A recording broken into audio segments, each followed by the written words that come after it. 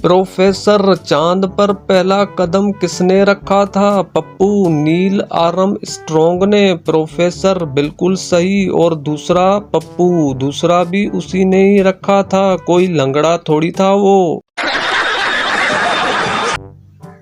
उस्ताद, अस्पताल किसे कहते हैं? शागिर्द, जमीन से आसमान पर जाने के लिए रास्ते में जो टूल प्लाजा आता है उसे अस्पताल कहते हैं। अंडों का रेट सुनकर ऐसे लगता है मुर्गियां अंडे नॉर्मल डिलीवरी से नहीं बल्कि बड़े ऑपरेशन से दे रही हैं। 2 करोड़ की गाड़ी, 20 सिक्योरिटी गार्ड और अंदर से बंदा निकल कर कहता है, मैं तुम्हारा नौकर, समझ जाना इलेक्शन सर पर है। सरदार अस्पताल में ऊंची आवाज में रो रहा था। डॉक्टर, क्या हुआ सरदार जी? सरदार, 15 साल बाद बच्चा हुआ और वो भी इतना छोटा। दुनिया का पहला लक्ष्य जो कभी खत्म नहीं होगा।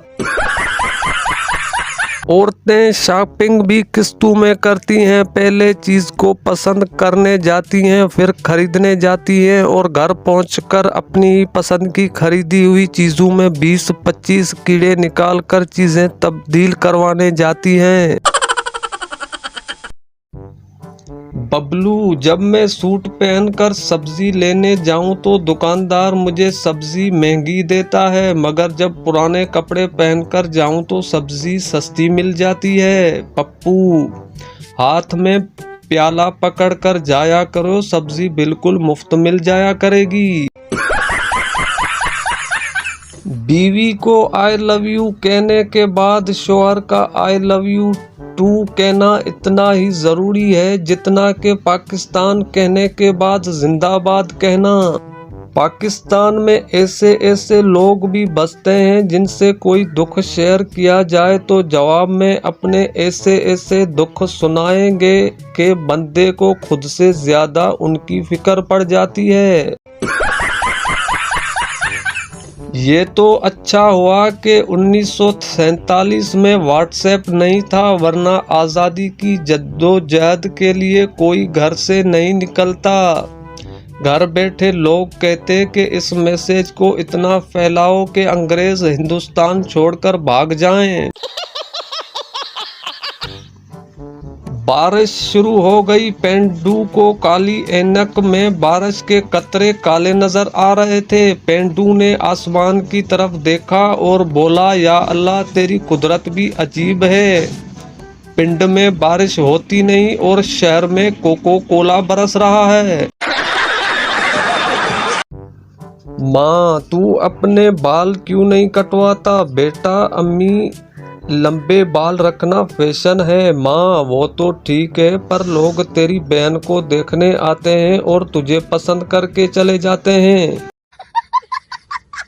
पाकिस्तान एक ऐसा अजीम मुल्क है जहाँ के शुगर के मरीज हलवा, जलेबियाँ और गुलाब जामुन खाकर ऊपर से चाय फीकी पीते हैं कि उन्हें शुगर है। एक आदमी का होंठ जला हुआ था। किसी ने पूछा, कैसे जला? आदमी ठंडी आ भर कर बोला, मेरी बीवी मैके जा रही थी, उसको छोड़ने रेलवे स्टेशन गया था, खुशी में ट्रेन का इंजन चूम लिया। घर में जब भी मुझे डांट के इम्कानात नजर आते हैं, मैं सबसे पहले अपना मोबाइल छुपाता हूँ। मेरी खैर है, इस मासूमदा की कसूर। जहां आपको लगे कि आपकी जगह नहीं है, वहां हल्का सा धक्का देकर अपनी जगह बना लें। इसमें इतना इमोशनल होने की क्या जरूरत है?